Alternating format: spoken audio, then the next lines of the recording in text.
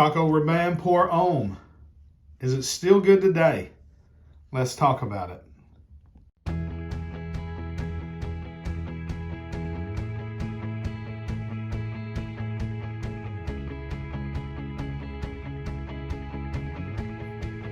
Hey frag friends, welcome to another video from Proverbs 27:9 Fragrances.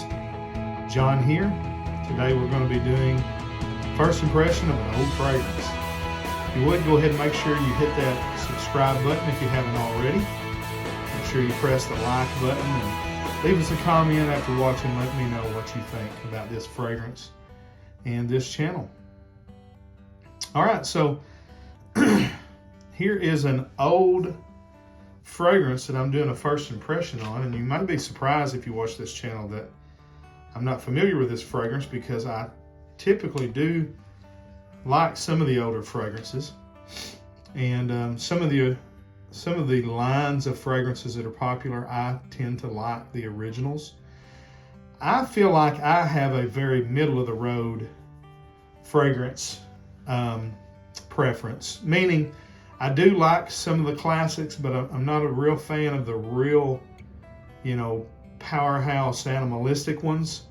But I don't really like the brand new, really sweet, feminine ones.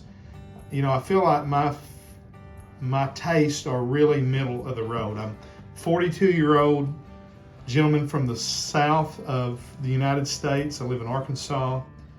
And my fragrance journey, although it's spanned many years with my dad, who you see over here in the left. He was a door-to-door fragrance salesman, but for a big portion of the in-between years, that was when I was under 10, and then until I got close to 40, I wasn't into fragrances all that much. But what we're going to do here, we've got a new old stock. I don't know how old this bottle is. I doubt it's vintage or anything. I may look up the batch code. I would guess that this bottle is, a couple years old at the most. But you never know. If I can find a batch code on it, hold on one second. Made in Spain, Puig, France. I don't know if that, I guess that's where Paco Rabanne is made. I'm not finding the batch code on it. I'll look it over. If I can find it, I will try to put that in post. But this is Paco Rabanne Pour Homme. Paco Rabanne's original men's fragrance, released in 1973. So this is an oldie, but I've heard that it is a real good one if you like classic men's fragrances. This is a aromatic fougere, so it should be in that barbershop range. It's often compared to Bogart Pour Homme, which I think come out in 75, or maybe not Bogart Pour Homme, but just Bogart for men, I think. I'm not sure about that, but it's also compared to Quorum, which I do kind of like. Quorum's silver is actually really good, cheapy. There's a Bond number 9 fragrance. I think it's like Glen. What is it? I can't remember. I'll put that in post too if I can remember to do it. But I've got an idea in my brain what I think it's going to smell like, but we never know. So here we go. All right, have nothing. And of course, this, you've seen this bottle design, even if you've never smelled it. It's got the built-in atomizer. Don't know if they were the first to do that or not, but a lot of companies chose to do that. Give it a good blast, and I don't see any dripping down the atomizer. A lot of times with these built-ins, that spray will kind of get caught and you got a mess. But all right, filling up the air. Smells a lot like what I had in my mind. So in my mind, I thought it would smell kind of like a little bit like Azzaro Pour Homme and a little bit like Brut. And that's really exactly what it smells like, kind of a combination of Azzaro and Brut. I did go ahead and print the notes. I knew there was going to be lavender in it. I knew there was going to be oak moss in it and musk and some type of woods. Let me go ahead and give you the notes. So the top notes are rosemary, clary sage, Brazilian rosewood. Middle notes are lavender, geranium, and tonka. Base notes, oak moss, honey, musk, and amber. And so it was that amber and honey, and knowing it was a fougere kind of made me start thinking, all right, maybe Azzaro. But just that green bottle and knowing it was going to be a kind of a soapy barbershop fragrance, I already was thinking about Brut.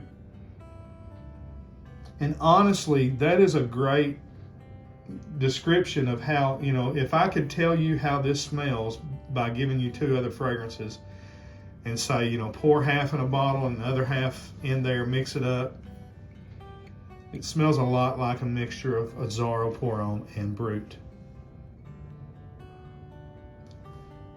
And I'm going to be honest with you, I really like it. It's not near as dated as I thought it would smell.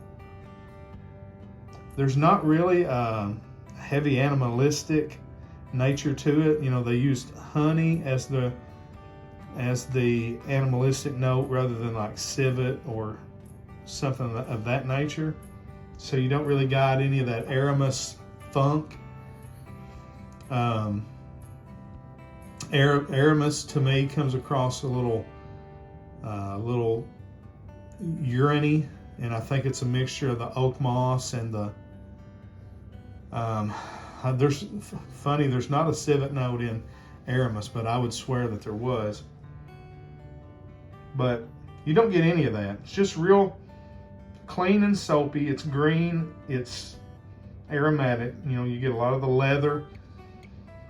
There is a spiciness that I think is maybe coming from that rosemary and sage. I guess it's more herbal than it is really spicy. So there's that herbal quality to it.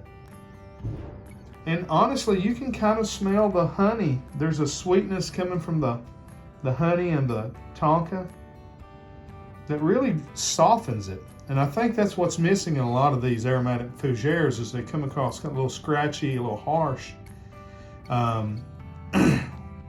Once you get past that soapiness. But the tonka here and the honey, the amber, it's all giving it a really nice, smooth, kind of round base to it. Now, when I said it's not too dated, this is not a young man's fragrance, unless it's a young man with a real mature vibe, you know. But it doesn't smell really it doesn't smell out of date. It just smells like someone that's probably in their 50s or up would want to wear this. But to be honest with you, on days when I'm feeling like a little nostalgic, like I'm missing my dad or my grandpa, and I want to kind of, you know, throw on some Old Spice or Brut or Azzaro, I'll probably put this in that rotation. You know, once every 3 months or so, I will probably actually wear this. Oh, really nice. So, first impressions, it is a nice, clean, soapy fougère. It's got that 70s and 80s vibe to it, but it doesn't have the drawback parts of it. There's nothing funky, nothing animalic. The oak moss in it it's not a danky, damp, you know, kind of rank oak moss. It's just green. And so the best way to describe it's just a very soapy green barbershop fragrance with some nice sweet touches and little ambery nuances to kind of round it out. So, hey, I give it a thumbs up. Paco Rabanne Pour Homme. Yeah, honestly, Azzaro Pour Homme has kind of been my favorite fougere from that era. I'm not so sure that Paco Rabanne may replace it. As I get more used to it, I'm gonna wear it and let it kind of get into the dry down and things of that nature. But as far as first impressions go, I like it. Thumbs up. I can see why it's still available. I can see why it was so popular back in the day. And if you are looking for a kind of a classic fougere, and you want something more upscale than Brut, more upscale than Old Spice, and maybe a little brighter than Azzaro Pour Homme, Paco Rabanne, I think, would be the way to go.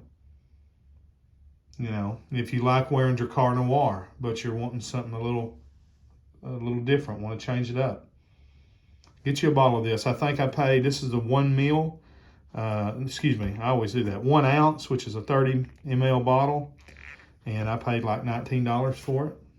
No, this is actually 1.7, so that's a 50. Paid $19 for it, so price-wise, hey, you can get a really good price for it. All right, let me know what y'all think about Paco Rabanne Pour Homme. I was very surprised. I thought it would be much more dated and kind of rank than it is, but it's not. It's very soapy, very clean, very masculine, very classic and classy. And yeah, I think it still holds up today. If you like this style of fragrance, this is probably the one you ought to be wearing. So, again, leave me a comment. Let me know what you think.